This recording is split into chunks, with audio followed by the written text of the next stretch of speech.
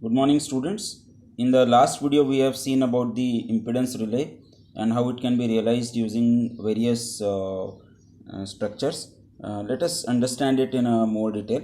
So here you can see the characteristics of a impedance relay. On the extreme right side, you see there is a normal load which is written, and above that there is a point. So that point represents the characteristics of a normal load. Generally, the load is inductive load. Hence, you will have the x value on the negative side. So that point is totally out of this circle. Okay, so it is in the restrained region of the relay. Anything inside the circle means the relay will trip. Anything outside the circle, relay will not trip, right? So in under normal operating conditions, the impedance relay will not trip, right? Let us see the performance of the impedance relay when there is a fault with arc resistance. Arc resistance we have discussed in the earlier video as well. Arc resistance is whenever there is a fault occurring to ground, there is an arc formed, and this arc has its own resistance. Okay, so under normal operation, if your point is operating, if your point is at B, okay, so B is a point on this relay characteristics which represents that your fault from point A to point B will be checked, and if there is a fault between points A and B, then this fault the relay should trip. Now let us assume that there is a fault at point C which lies between point A and B. You can see both in the upper diagram as well as in the lower circle. So if the fault is at point C, which is between points A and B, ideally the relay should operate. But what happens? Because of the arc resistance, the point will be shifted from C to R on the circle. Okay, where CR is the arc resistance. Now R is a point on the circle. It is not inside the circle.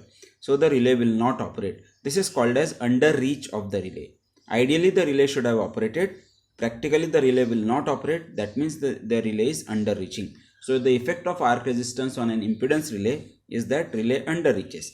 How much it under reaches? So that is given by the final expression. You can see percentage under reach is equal to BC upon AB into 100. So this way you can calculate what is the percentage of under reach.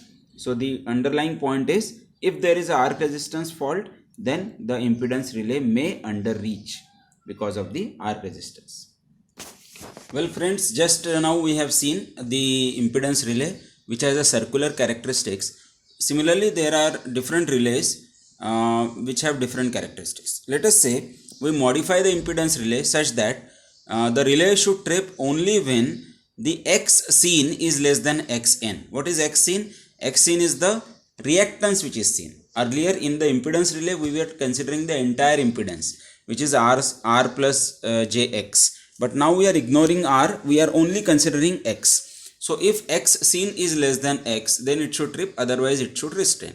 So how this will look like on a rx plane? So if you see the diagram of the rx plane, okay, if you see this diagram, on x-axis you have r, on y-axis you have x, and the parallel straight line is shown, below which the relay will trip, above which the relay will restrain. Okay, and the parallel straight line is shown by xn.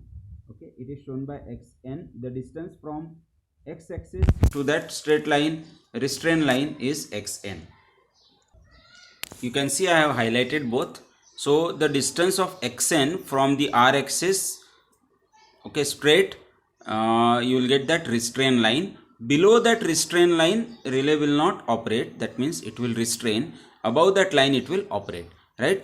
And if you draw the line characteristics, which is a straight line passing through the origin, you see for a particular range of the line, the relay will not trip. Beyond that, it will trip. Okay, but the impedance, the reactance relay is never used alone. It is because it can work only in one direction, so it is never used alone. It is generally used in conjunction with the other relays. We will see how it is done later on. Well, just now we have seen the performance of impedance relay under normal load. So similarly, we can see the performance of reactance relay on normal load.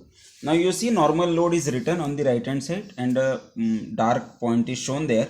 So the reactance relay doesn't understand anything. It only understands anything below the line, it should operate. So even under normal load condition, the reactance relay will trip. Now there is a natural question will come to your mind, then why you should use any reactance relay? If it is working, if it is tripping even under normal load, why it should be used? It has a special reason which we'll see next. Okay, now let us see the use of the reactance relay. Whenever there is a fault with arc resistance, then what happens in the impedance relay? The relay under reaches. That means it doesn't trip for a fault within its range, which is wrong. But if you consider reactance relay, since reactance relay operates only on reactance, not on resistance, that's why the fault resistance is having no impact on the reactance relay.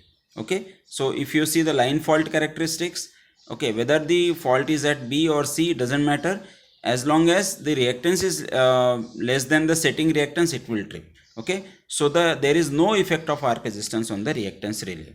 It doesn't underreach or overreach. This property of the reactance relay can be used in conjunction with the impedance relay to prepare to make the relay insensitive to the arc fault resistance. All right. Dear students, here we'll see a special kind of relay which is called as a MHO relay, Mho relay. So Mho is basically the reciprocal of the impedance. So why it is called as Mho relay? Because we are now shifting the relay characteristics in such a way that it passes through the origin. If you see the impedance relay, the center was at the origin, and then there was a radius with which we have drawn this circle. Whereas in the Mho relay, you see that it is passing through the origin or point O. So why we are doing this? Because we should ideally operate in the first quadrant.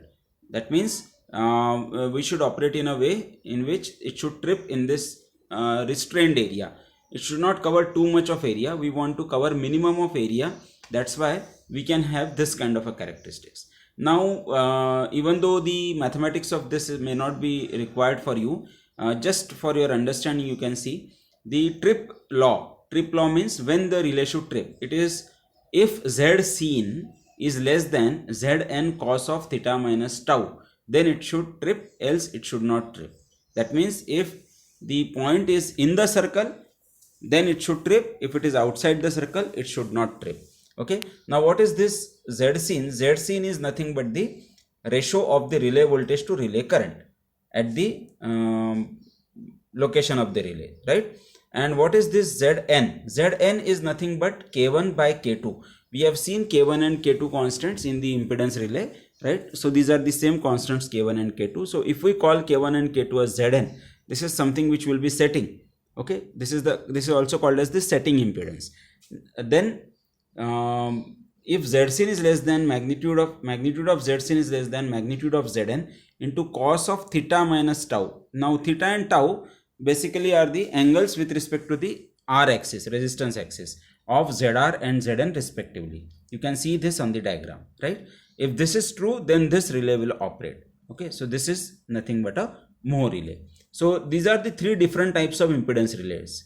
One was the pure impedance relay. Then we had the reactance relay, which works only in one direction, in the x direction, and third is the Mho relay, which passes through the origin. So there one relay is a circle with center at the origin, another is a straight line parallel to x-axis, and the third one is a circle passing through the origin, right? So these are the three different types of distance relays. A natural question may arise in your mind, then why we are having this kind of a relay when impedance relay can do the same thing? So the reason is it is kind of a directional relay. If you see, the circle is mostly restricted in the first quadrant of Rx, right? It is mostly restricted there, and our line characteristics is also always there. So in the impedance relay, we have an entire circle which is considering all the quadrants, which is not required actually, because our line characteristics is only in the first quadrant. So we should have a relay with minimum area which is covered. So that's why we use the Mho relay. That is the advantage. Basically it's a directional, it gets a directional component. That means it also understands which direction to protect. So that is one of the advantages of the Mho relay. Now as we have done with the earlier reactance relay and impedance relay, we have seen their performance on load and on arc resistance. So once again we'll see the performance on normal load for a Moore relay. So again you can see that the normal load is extremely on the right hand side, right? So there is a dark dot which is normal load, and it is totally outside the circle. So the Moore relay will not trip on normal load. That means it stays stable on normal load. That should be there always, right? So that is one thing. Secondly, we can also see the performance of Moore relay on the arc resistance. So dear students, now we see the operation on arc resistance for a Moore relay. So you see the Moore relay is also working similar to your impedance relay, and it is also affected by the arc resistance, but the arc resistance effect is slightly more than that of Moore relay, because now it is shifted in one quadrant, right? And the percentage under reach is slightly more, which is given by AB divided by AO into 100, right? So this relay is also affected by arc resistance. So only relay which is not affected by arc resistance is the reactance relay. We have seen three different types of distance relays: impedance, Moore relay, and reactance relay, and we have seen their performance on load and with arc resistance. So finally we will summarize all the three relays. Okay, this table is showing the comparison of the distance relays. So the operating quantity for a simple impedance relay is current. For reactance relay also it is current. In Moore relay there is a directional element, because we have ZR and Zn. Then restraining quantity is voltage in the simple impedance relay. In reactance relay, directional element, because we are only doing on one side of X, we are not considering R. In Moore relay it is voltage. Directional property, simple impedance relay and reactance relay do not possess the directional property. It is there in the Moore relay. Then the performance on load, reactance relay trips, whereas the other two relays restrain. Effect of fault resistance, this will underreach. The simple impedance relay will underreach. Moore relay will also underreach more than the simple impedance relay, and the reactance relay is not affected. Then area occupied on the Rx plane, the reactance relay is covering entire area below X, so it's very large. Simple impedance relay is covering moderate area, and the smallest area is covered by the Moore relay, right?